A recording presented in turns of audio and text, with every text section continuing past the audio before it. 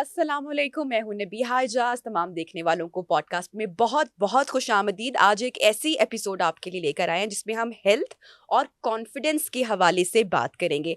आज हम skin treatments के हवाले से बात करेंगे। आप खूबसूरत और यंग कैसे दिख सकते हैं, इस पर तो बहुत बात होती है, लेकिन हमारी कोशिश होगी कि जितनी मिथ्स इन ट्रीटमेंट्स के हवाले से हैं या स्किन केयर के हवाले से है, आज हम उनको भी ब्रेक करने की कोशिश करें। उनकी भी जो हकीकत है, सच्चाई है, वो जानने की कोशिश करें। हमारी अम्मियाँ बेचारी, हम प्रोग्राम से पहले यही बात करते हैं, इतनी सादी होती हैं, इतनी सिंपल होती हैं, इतनी मासूम होती हैं कि आप उनसे अपनी हेल्थ का कोई भी मसला शेयर करते हैं तो उनके पास एक टोटका ज़रूर होता है जो वो बताती हैं कि बेटा ये टोटका करो तो सारे जो मसले हैं ना वो दूर हो जाएंगे। तो ख़वातीन के पास अपनी ग्लोइंग स्किन के लिए, पिंपल्स ख़त्म करने के लिए, छाइयाँ ख़त्म करने के लिए, बालों की ग्रोथ के लिए, स्किन को फेयर करने के लिए बहुत सारे टोटकास भी होते हैं।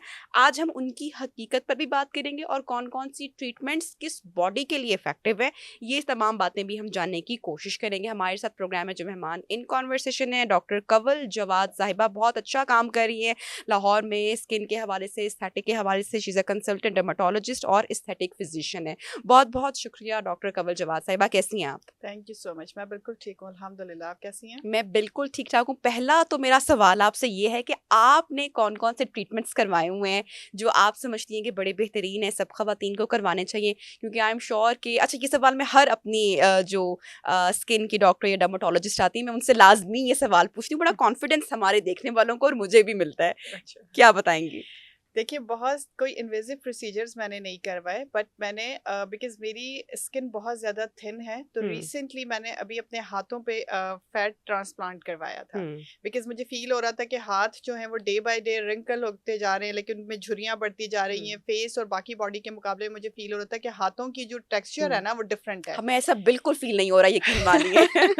तो मैंने वो एक सोचा, मैंने कॉस्मेटिक सर्जरीज के प्रोसीजर स्टार्ट हम्म। करने से पहले अपनी क्लिनिक पे मैंने सोचा पहला जो एक्सपेरिमेंट है ना वो अपने ऊपर करवाया जाए, तभी लोगों में कॉन्फिडेंस वेरी आएगा। अभी मैं नाइस। आपके इस सवाल से पहले सोच रही थी कि मैंने सच बोलना है कि झूठ बताना है कि मैंने ये भी करवाया ये भी करवाया। ऑनेस्टली स्पीकिंग, मैं सारे प्रोसीजर्स करती हूँ, लाइक बोटॉक्स फिलर्स। खुद अपने ऊपर मैंने हम्म। अभी तक बोटॉक्स फिलर्स नहीं हम्म। किया, थ्रेड लिफ्ट भी नहीं किया, बट मैंने अपने ऊपर हाइफू करवाया है, high hmm. Intensity focus ultrasonic waves. वो एक एंटी एजिंग ट्रीटमेंट है। हम्म। आपकी स्किन अगर सैगी होती है तो उसके लिए वो बहुत अच्छा है। नंबर 2, मैं लेजर हेयर रिमूवल करवाती हूँ अपनी फुल बॉडी की, लाइक वो मुझे पता है कि वो नीड ऑफ टाइम है फॉर द हम्म। फीमेल, तो वो मैं जरूर करवाती हूँ। पीआरपी स्कैल्प में करवाती हूँ। लंबी लिस्ट आती जा रही है, वैसे मुझे लग रहा था कि नहीं है। पीआरपी स्कैल्प में जरूर करवाती ठीक। हूँ, क्योंकि अक्सर ऐसा होता है कि बिकॉज मैं वैसे तो खैर कवर करती हूँ, लेकिन मुझे अपने बालों का थोड़ा सा, मैं ज्यादा कॉन्शियस हम्म। हूँ, हर लड़की होती है। हम्म। तो मैं बालों में अगर हेयर फॉल स्टार्ट हो जाए, मैं प्रॉपरली, मैं कोई कैरेटिन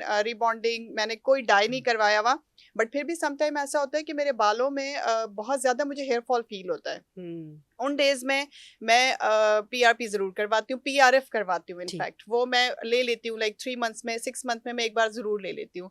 तो ये कुछ ऐसे प्रोसीजर है जो मुझे ये लगता है कि आजकल हर दूसरे बंदे के लिए नीड ऑफ टाइम है, ठीक। क्योंकि आपके बाल भी आपके लिए इंपॉर्टेंट है। लेजर हेयर रिमूवल हम्म। भी मुझे लगता है नीड ऑफ टाइम बनती जा रही है। हाँ, वो जो मैंने फैट ट्रांसप्लांट करवाया था अपने हाथों का, तो हम्म। वो शायद एक ऐसा ट्रीटमेंट था कि नीड ऑफ टाइम नहीं था, ठीक। बट मुझे फील हुआ, मैंने कहा चलो अपने आप से स्टार्ट हाँ, करते हैं। डॉक्टर साहिबा से बात करने के बाद ना वो पता चल रहा है कि हम सबके मसले, मतलब कि डॉक्टर साहिबा के मेरे मसाइल कितने कॉमन है। और आई एम श्योर कि जितनी खवातीन हमारा प्रोग्राम देख रही हैं वो भी अब इस ग्रुप में शामिल हो जाएंगी। उनको लगा कि ये तो उन्हीं के मसलों की बात हो रही, क्योंकि खवातीन एक सर्टेन एज के बाद एक तरह से फील करती हैं थोड़ा सा जो कॉन्फिडेंस है, जब आपकी स्किन में, आपके बॉडी में, या हमारी क्या कहते हैं लुक्स में चेंजेस आते हैं, तो चेंजेस बड़ी आते हैं। कॉन्शियस खवातीन हो जाती हैं। तो ये तमाम जो हमारा पूरा पॉडकास्ट है, ये खासकर उन खवातीन के लिए, कॉन्शियस होने की कोई ज़रूरत नहीं है। डॉक्टर साहिबा के पास हर चीज़ का इलाज मौजूद है। अल्हम्दुलिल्लाह। अच्छा डॉक्टर साहिबा, मुझे ये बताएं कि हमें अपनी बॉडी, अपनी स्किन, हुँ। अपने बालों के